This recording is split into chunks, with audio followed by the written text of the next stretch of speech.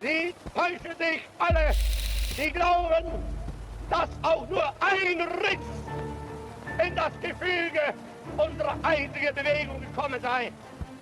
Sie steht fest, so wie dieser Block hier. Hitler and other German nationalists absolutely hated the Treaty of Versailles. The Germans look at this and go, this is just a humiliation. It was a mood of revolution, a mood of deep dissatisfaction, a mood of instability, and it felt like the country was on the brink of collapse.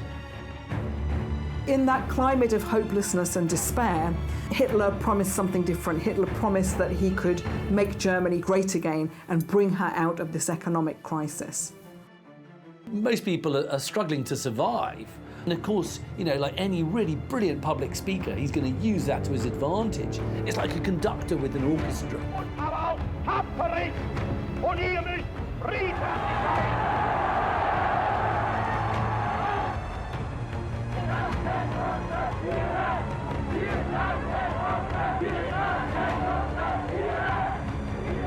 They're looking for a strong leader. They want someone to emerge who's going to, you know, take the country out of this kind of hell and transform it. Hitler, Sieg! Sieg!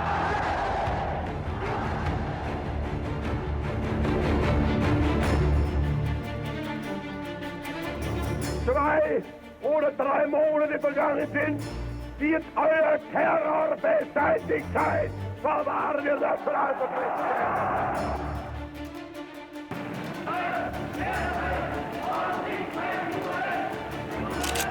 Determined at the end of 1932 to accept not a vice-chancellorship, but only the top position.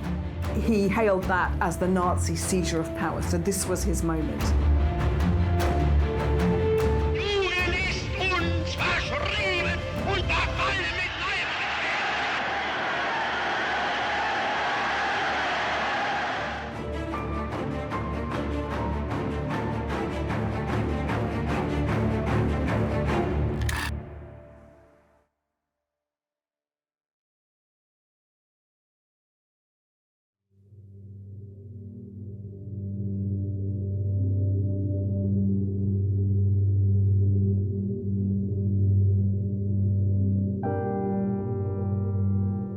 Hitler was a moody and surly child. His father was 52 years old, Alois, and his mother, Clara, was quite a bit younger. So he was much closer to his mother. Hitler's father was really abusive. He would often beat the young Adolf after he had had too much to drink. But his mother, on the other hand, was very loving, and she would often try to throw herself between Adolf and his abusive father. Of course, what Hitler's learning from his father at this very early stage is that if you want to dominate someone, you've got to be strong and you've got to be brutal.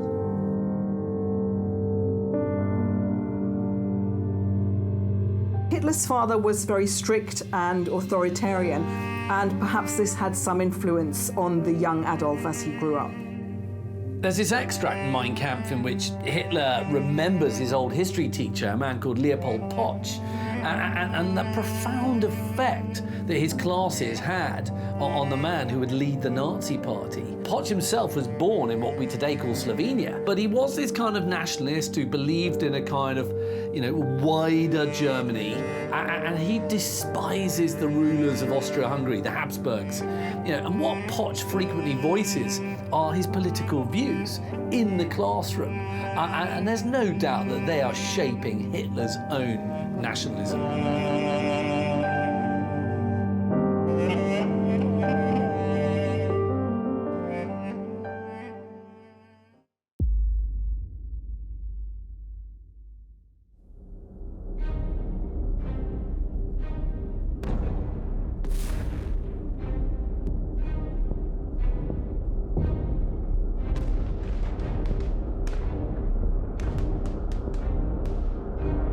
Once war was announced, Hitler was in Munich at the time, and in fact he's seen pictured in one of the squares there where the war's being proclaimed.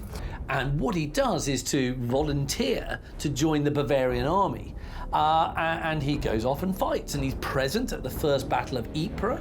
He's at the Battle of the Somme, he's at the Battle of Arras, and he's even at Passchendaele. And at Somme, he's actually wounded. So he has what people call a good war. He's even decorated for bravery and gets the Iron Cross Second Class in 1914. He was wounded in the war and in fact blinded temporarily. With the recovery from blindness, he suddenly seemed to think he had a mission in life, that there was something preordained, the fact that he'd survived the war and that he'd recovered his sight, that he had a mission to fulfill.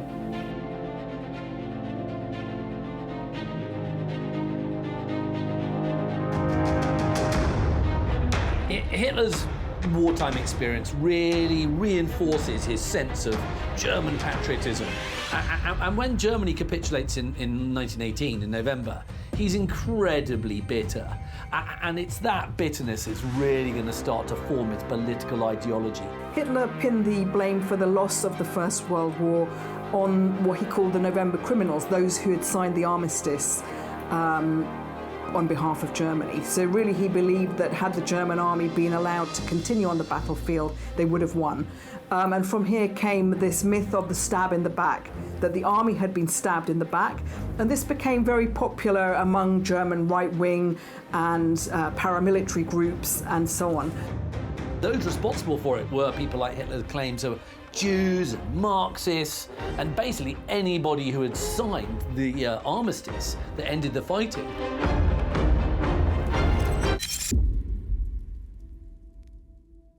Hitler and other German nationalists absolutely hated the Treaty of Versailles, and this was for a number of reasons. So, first of all, the victorious Allies had blamed Germany for the outbreak of the war. So there was a clause in there called Article 231, the War Guilt Clause, which placed the blame for the outbreak of the war squarely on the shoulders of Germany and her allies.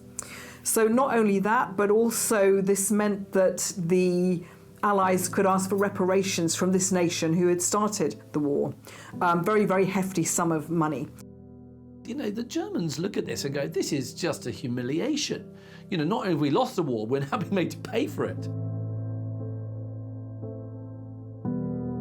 The mood in Germany at the end of World War I was that of a humiliated and defeated people and nation. This fight had been going on for 4 years.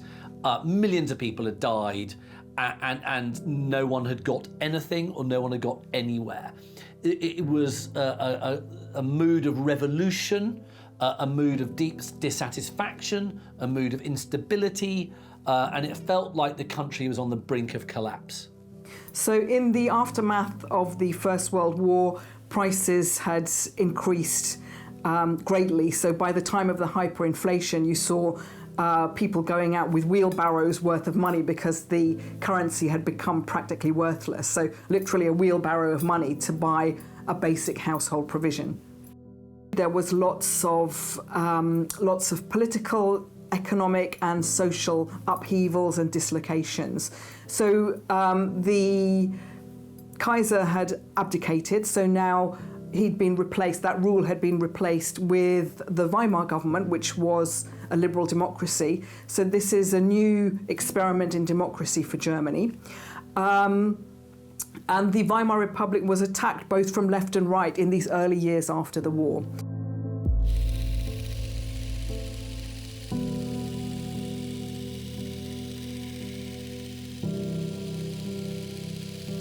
In July 1919, Hitler gets a new job, and this is actually really crucial, one of the first steps that's going to take him to power. And what he's appointed to become is an intelligence agent for a reconnaissance unit of the German army.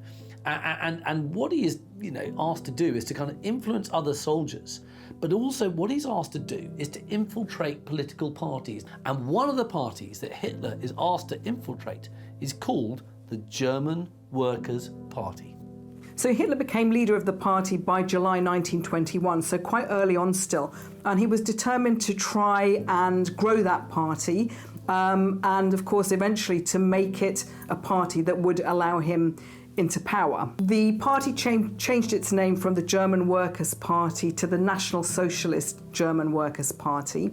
And there were quite important changes that Hitler made at this early point. One of them was the introduction of a paramilitary wing, so the SA, the Sturmabteilung, or the stormtroopers.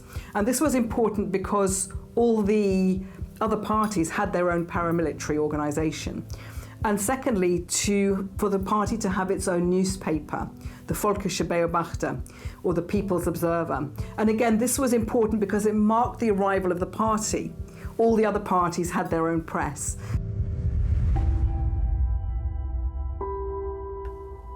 Hitler's speeches are really vitriolic, but they're very effective and they attract regular audiences.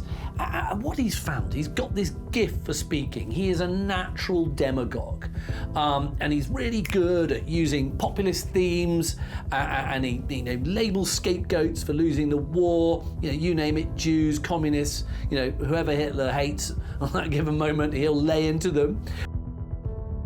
Hitler's charisma and his ability to speak so well, to really draw crowds and attract attention to the party, meant that his role was crucial even from an early date.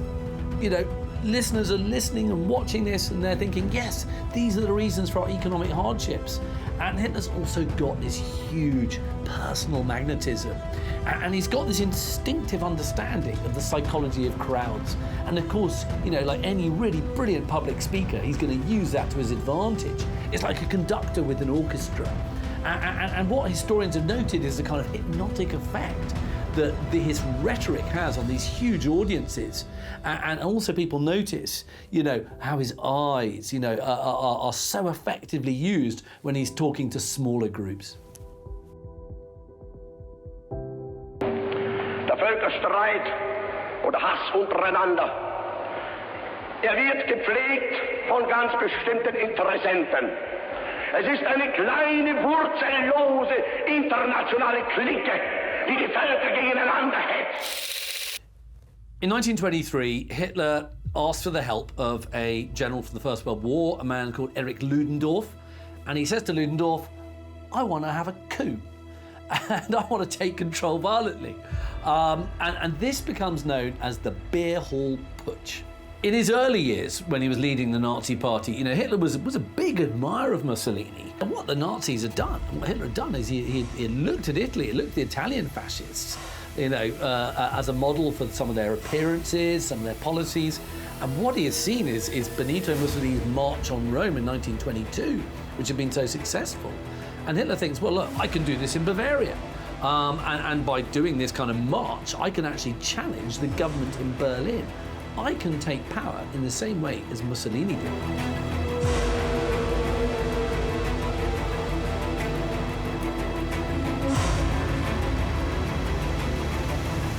Whilst Hitler had some support among the armed forces and among the upper classes that had made him believe that this might be possible, the truth is he'd really overestimated that. The Weimar Republic, despite the problems that beset it, was not really on the verge of collapse at this stage. But actually what the Putsch does is brings Hitler to the attention of the wider German nation for the first time. And it's obviously generating big headlines in newspapers all over the world. And then, of course, he's arrested, and you've got this 24-day trial, which is hugely publicised. And what a trial does, you get this process called blowback. It's giving Hitler a platform to express his kind of vile ideology to the nation. And so this claim for power was a failure, a fiasco. Hitler ended up being arrested, along with many of his followers, and he was imprisoned.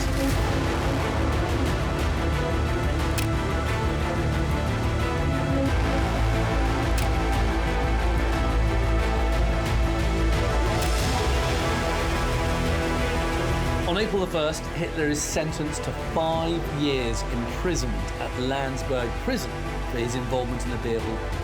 And there he dictated Mein Kampf, so his struggles and his political ideas, to Rudolf Hess and Emil Morris. What this book does is to lay out Hitler's plans in a kind of very rambling, incoherent fashion for transforming German society into a society based on race.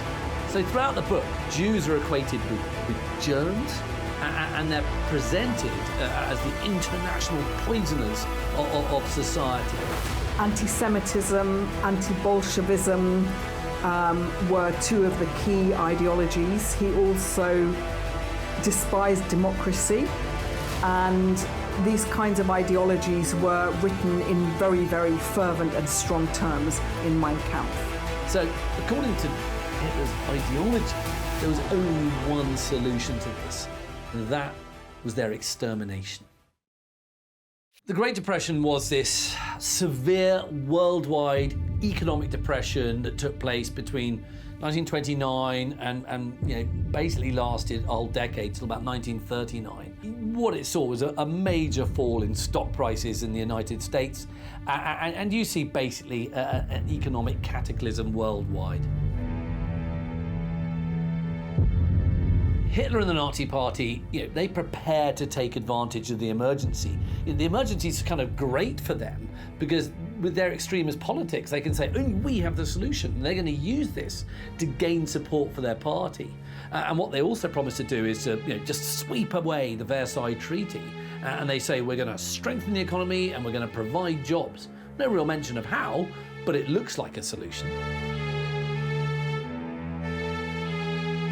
Whilst the Nazi Party in 1928, before the Wall Street crash, had been polling a fractional percentage of the vote, in the elections of July 1932, the Nazi Party polled more than 37% of the vote. So this made it the largest party in Germany. So it was now a party to be reckoned with. So it was actually quite a symbiotic relationship. It was a kind of two-way street, that there's the population giving a large amount of consent and backing to these dictatorships. The reason for the success at the polls was that the Nazi Party seemed to offer something to everyone. So to the young people, it was a party of dynamism and youth. To the old elderly and the pensioners who'd seen their life savings just decimate overnight. He could attract the old, he could attract men and women, even across the social classes. So he attracted support from among the aristocracy. The middle class, of course, was the biggest part of his vote, but also a quarter of German workers were voting for the Nazi Party too by this point. But certainly within the first few years in which he was in power, and it seemed like the economy was going well, the majority of people in Germany, I think it's fair to say, really liked Hitler, and they thought that actually he is transforming our nation.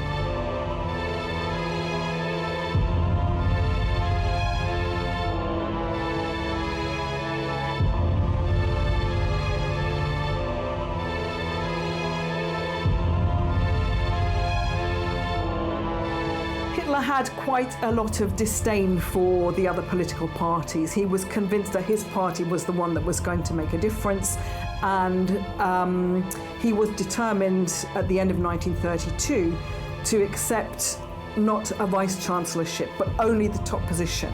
He was determined and uncompromising about being Chancellor of Germany. And when Hindenburg offered him this position, he hailed that as the Nazi seizure of power. So this was his moment. On the 27th of February 1933, the Reichstag building is set on fire. Hermann Goering says this is definitely a communist plot.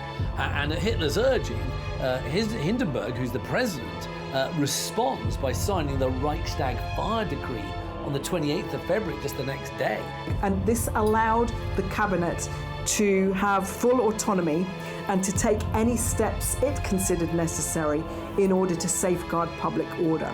So this was a fundamental step in Hitler's consolidation of power. One of the first things Hitler does with the Reichstag decree is to basically suppress the activities of the German Communist Party. And he got 4,000 members arrested almost overnight. Essentially, Hitler was able to maneuver the situation so that the Nazi Party became the only party. So we see the arrival of a one-party state. It's very likely that the fire at the Reichstag was organised by the Nazis as a pretext for a kind of mass persecution of communists and social democrats in Germany. Of course, the purpose of the decree is, and the whole purpose of the fire, if the Nazis did indeed, set it, was to manufacture an excuse for repression and control. In the end, it doesn't matter whether the Nazis started it or not. The fact is the Nazis used it as an excuse to gain more totalitarian power.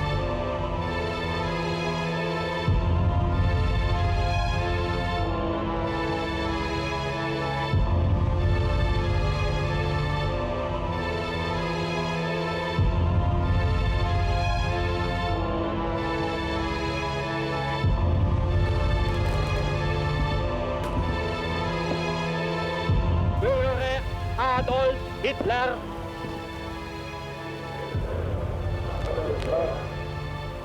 Unverbrüchliche Treue. Unverbrüchliche Treue.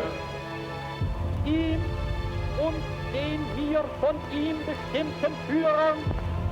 Ihm und den wir von ihm bestimmten Führern. Unbedingten Gehorsam. Unbedingten Gehorsam. Die größte Eidesleistung der Geschichte ist geschehen. Der Sieg heil! Sieg heil!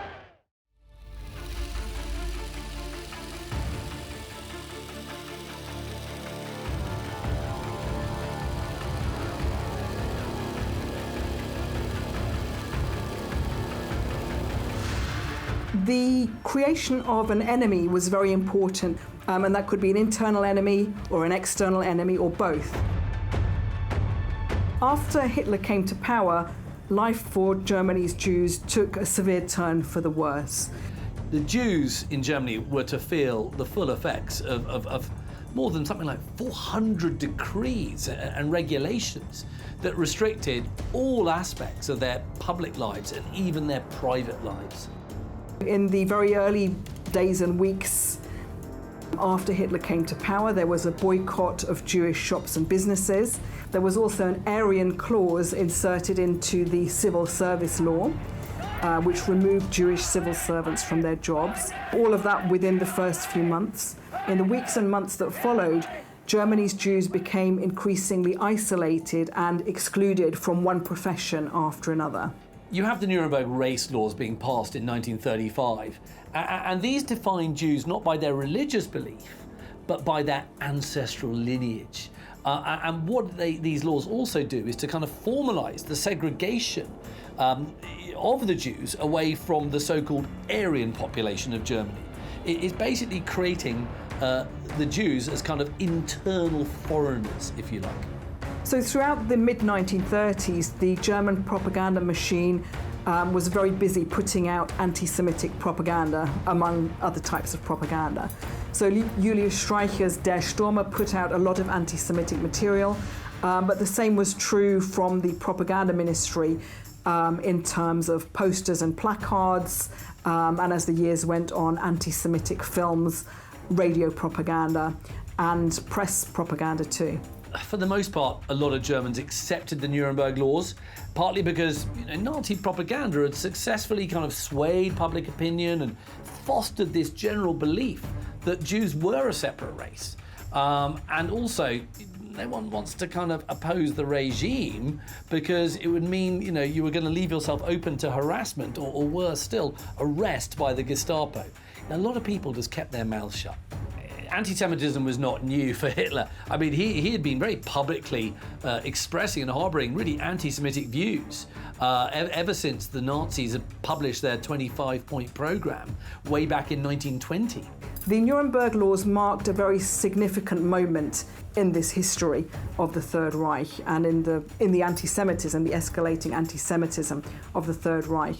Und wenn die jüdischen Zeitungen heute glauben, auf versteckte Drohungen durch die nationalsozialistische Bewegung einschüchtern zu können, wenn sie heute glauben, unsere Notverordnungen umgehen zu dürfen, sie sollen sich hüten, Einmal wird unsere Geduld zu Ende sein und dann wird den Juden das freche Lügen mal gestoppt werden. On the night of the 9th to 10th of November 1938, Goebbels, the propaganda minister, unleashed a pogrom. So this was a mass-scale attack in full public view of German Jewry. A German diplomat called Ernst von Rath is assassinated. He's murdered by a 17-year-old German-born Polish Jew called Herschel Grinspan. And that is used as a pretext by the Nazis to carry out one of their most infamous actions. The Night of the Broken Glass was a decisive turning point in Nazi anti-Semitic policy. So Hitler had always, back from Mein Kampf, talked about his hatred of the Jews, and here Goebbels had presented him with something that pleased him very much, because it was portrayed as this spontaneous response of the German population, although of course it was heavily and carefully orchestrated from above and by Goebbels. And yet this was something that very much fitted in with Hitler's worldview. Kristallnacht, or the Night of the Broken Glass, was this whole kind of series throughout Germany, German towns and cities, of really repulsive actions against Jews. You have Jews being beaten up, you have Jews being killed, you have synagogues being burnt down, you have Jewish shops and businesses being vandalised and smashed up. Tens of thousands of Jewish men were taken to concentration camps, and something like 91 people were murdered over the course of that night. You know, it was a really horrific night, and the world looked at it and realised this was a result of Nazism.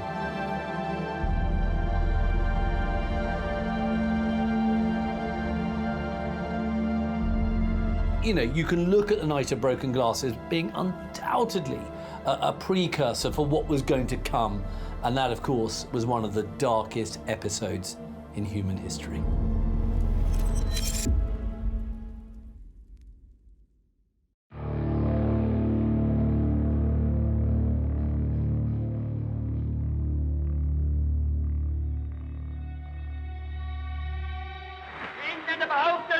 Das deutsche Volk wehrt sich gegen die totalen Kriegsmaßnahmen der Regierung.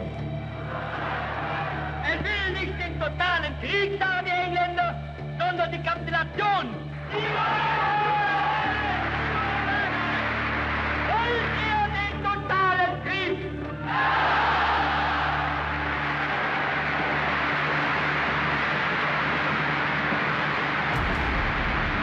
Wollen wir ihn, wenn nötig, totaler und radikaler, als wir ihn uns heute überhaupt erst vorstellen können.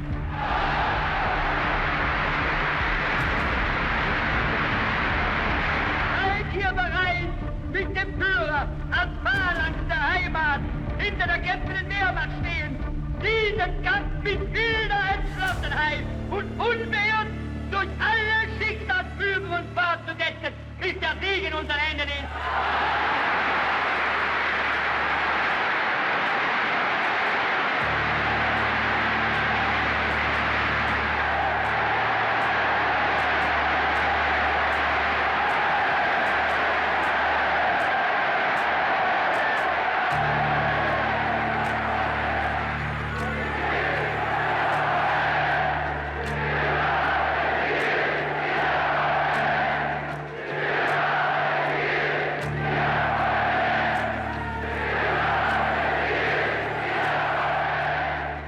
Throughout the course of the 1930s, he had torn up the Treaty of Versailles, one clause after another, got what he wanted without the need to resort to war. So in 1938, he got his Anschluss, his union with Austria. Following that, he took the Sudetenland and then the rest of Czechoslovakia. And then it comes to this point in September 1939, where he makes his attack on Poland. It was at that moment they went to war. This was a war that Hitler wanted. He was an out-and-out aggressor. He'd kind of got all of his aims up until then without even needing to go to war, and yet it was this moment that sparked the Second World War. Hitler believed that this severe decline in living standards in Germany was a result of an economic crisis that could only really be stopped by military aggression. The German population were a bit more reluctant to go to that war, but with all of these foreign policy successes that Hitler had achieved through the 1930s, his position as infallible and the kind of whole cult of the leadership that surrounded him had only continued to grow. And of course, the first months of the war were very successful for Germany, with the Blitzkrieg lightning strike on Poland, and then very quick successes in the West. Mussolini is watching the progress of Hitler with actually quite a lot of jealousy. He's a bit bitter, to be honest. You know, and as he sees each fresh German victory, he gets more and more livid. And he's starting to express the hope that maybe the Germans will be slowed down, or they'll have a defeat or some form of reverse. And that will make him feel a little bit better. You know, we don't like it when our friends are too successful. And this is what's going on here. But Germany, of course, just advances westward, you know, and not only takes all the Low Countries, but even, you know, takes France. And when France is on the verge of collapse, you know, Mussolini felt he can't delay any longer. So then on June the 10th, 1940, there's this fateful declaration of war.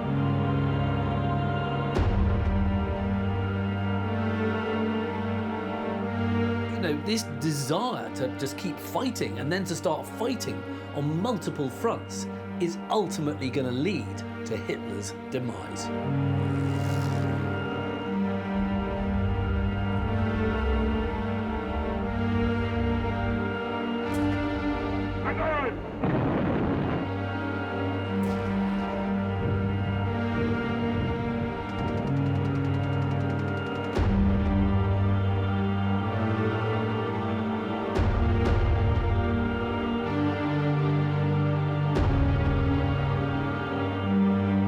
Had Hitler stopped after he had successfully conquered France and the Low Countries, and not decided in June 1941 that he was going to invade this really quite big country called Russia, he may have stayed in power. Tide turned for Germany at the Battle of Stalingrad, and I think that the feeling that the German population had for him as this infallible leader really changed from that point onwards. This is a war that Hitler has fought for too long, and he's fighting it to the death.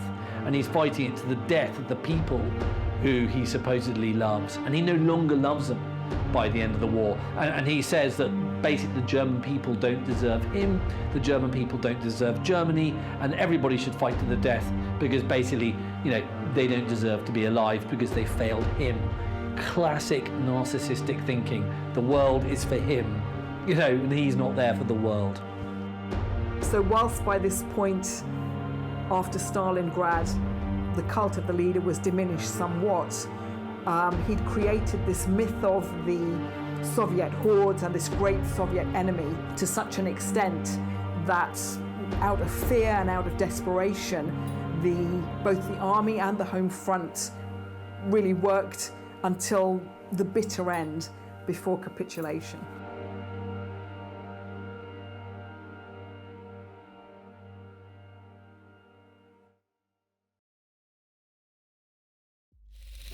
The first half of 1945 is probably the darkest 6 months in Germany's history because it's being invaded by, you know, the Russians, the Red Army from the east, and you've got the other allies coming through from the west. And it's the Russians who reach Berlin first. And when they reach Berlin, it's a city in rubble, it's a city in flames, it's a city in chaos, it's a city in which squads of marauding loyal Nazis are going around hanging people who are not taking part in the resistance to the city. It's a city in which you then got some Nazis committing suicide. It is the most benighted, appalling place you can imagine. And you've got the Soviet army literally raping and pillaging this city.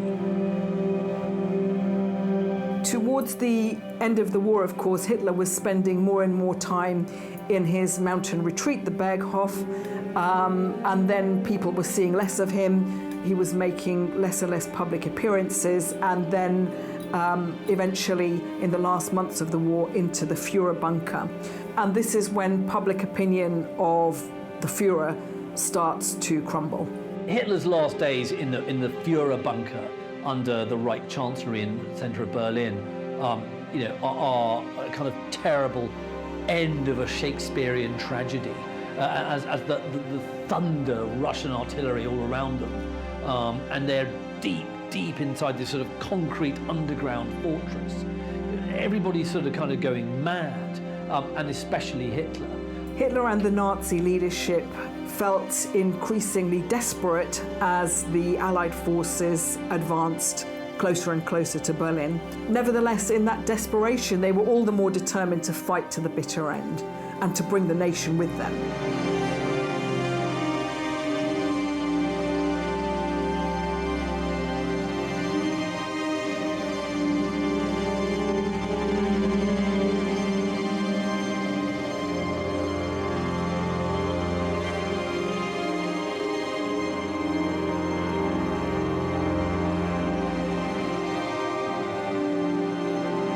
He had not a moment of regret at the end of the war, so he put into place a scorched earth policy that he was going to destroy everything so that the victors wouldn't have anything to take when they arrived.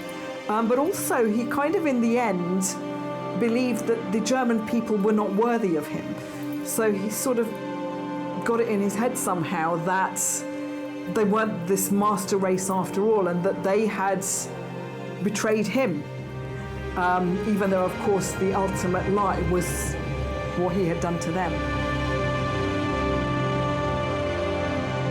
On the 28th of April, 1945, Mussolini is shot dead by partisans in the north of Italy while he's attempting to flee to try and get on a plane. The day after Mussolini is killed, on the 29th of April, 1945, his corpse and that of his mistress, Clara Petacci, they're dragged along and they're dumped on the ground in front of the old Piazzale Loreto. And they're kicked and they're spat upon, and then the bodies are then hung upside down from the roof of an Esso petrol station. And then the bodies are then stoned. I mean, it's kind of endless abuse of these corpses by civilians. One man who sees what happens to Mussolini's corpse and learns from it is, of course, Adolf Hitler. And it's the abuse of Mussolini's corpse that leads Hitler to make a decision to actually kill himself, a few days later. On the 30th of April 1945, Hitler committed suicide with his new wife, Eva Braun. So he shot himself. She took a cyanide tablet, determined to be a beautiful corpse. Hitler committed suicide, but so too did his propaganda chief, Joseph Goebbels. What was particularly horrific about Goebbels' suicide was that he and his wife actually killed all their children before they killed themselves, because they couldn't face the idea of a world without Adolf Hitler, and they didn't think their children should have that fate.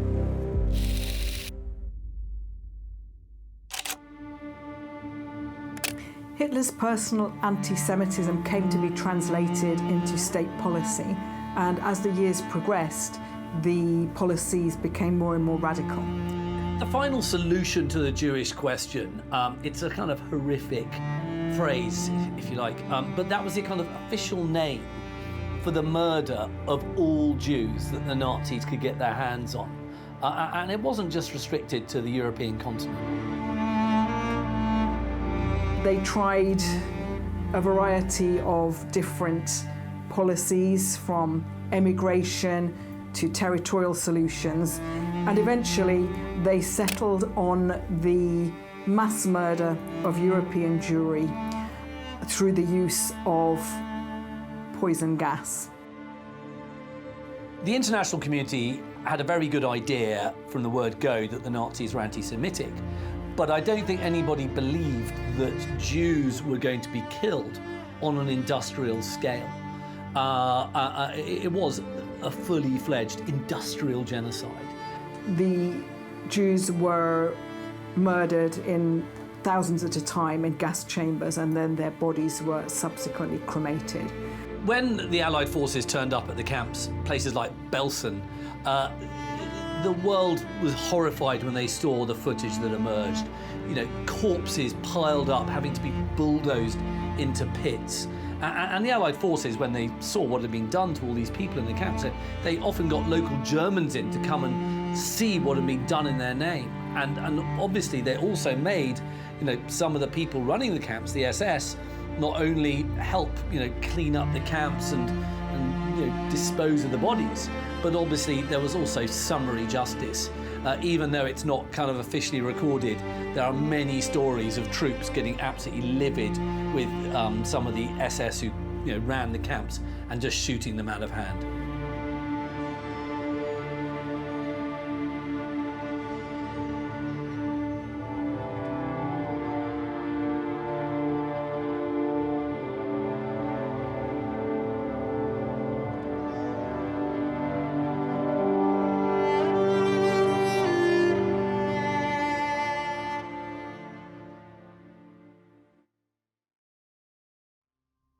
The question of how much the Germans knew about what had happened to the Jewish population is very complex. So certainly they knew that their Jewish compatriots were disappearing, being taken away. They were being taken away, they believed, as indeed some of the Jewish people themselves believed, they were taken away to work in the East. You know, during the war, word leaked out from people who had escaped some camps.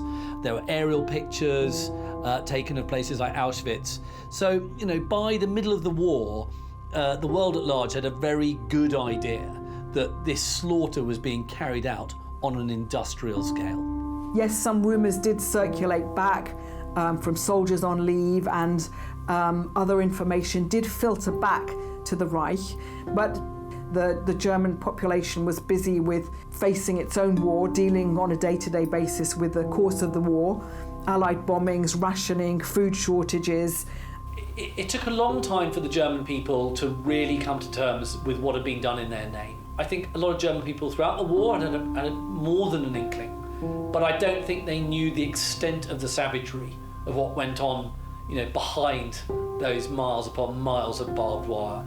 There was a deliberate policy on the part of the Nazis that this extermination should take place not on German soil. So these death camps were all in Poland, so they were out of the direct line of vision of the German population. You know, as well as places like Auschwitz, which were relatively easy to keep quite secret, what people also knew about from troops returning from the front, and especially from the Eastern Front, was the Einsatzgruppen, the mobile killing squads that went behind the German lines, killing anybody they regarded as being an enemy of the Third Reich, such as Jews and communists and so on.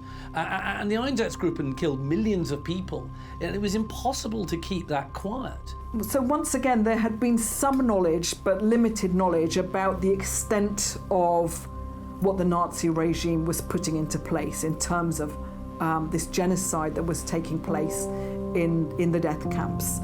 When the Germans fully appreciated what had been done in their name by the Nazis, it took a very long time for that to sink in. If you look at public opinion polls carried out in the 40s and the 50s in Germany, there was still a lot of residual affection for Nazism.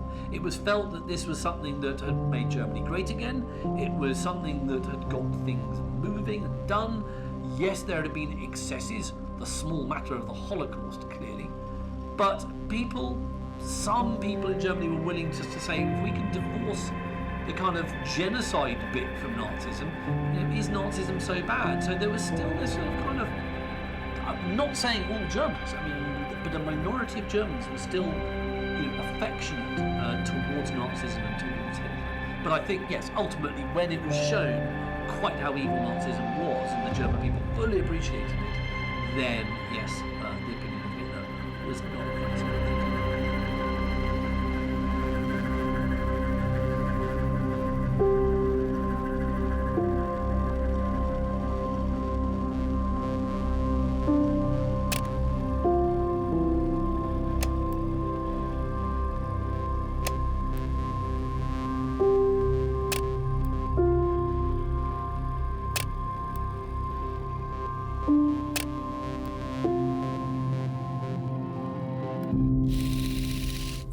historical significance of the Holocaust, of course, was that once the full horrors of Nazi policy became known, the watchword after that was nie wieder, never again, that these kinds of atrocities should never be allowed to occur again. And yet in the period after 1945, so through the end of the 20th century and into the 21st, we have seen genocides continue to take place.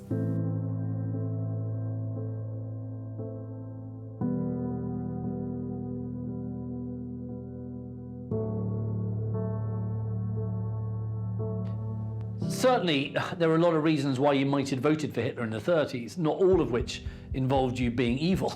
But certainly, if you are a fan of Hitler after the war still, and after all the revelations that have come out, then I would say you definitely are evil.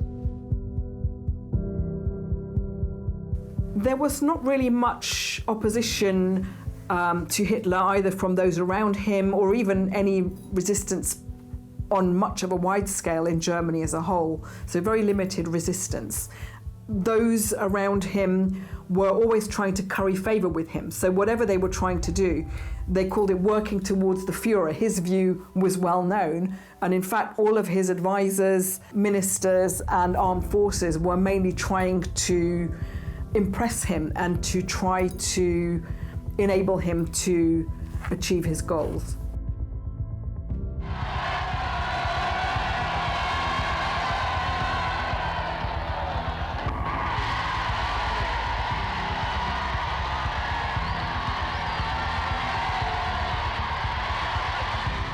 In some ways, Hitler cheated by killing himself. He got away with any punishment for all the suffering he had caused, not only to Germany, but of course to the world.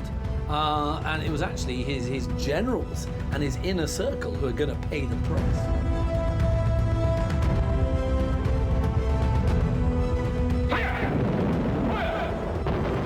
German guns, German bombs. In diesen 13 Jahren haben wir auf allen Gebieten jammervoll versagt.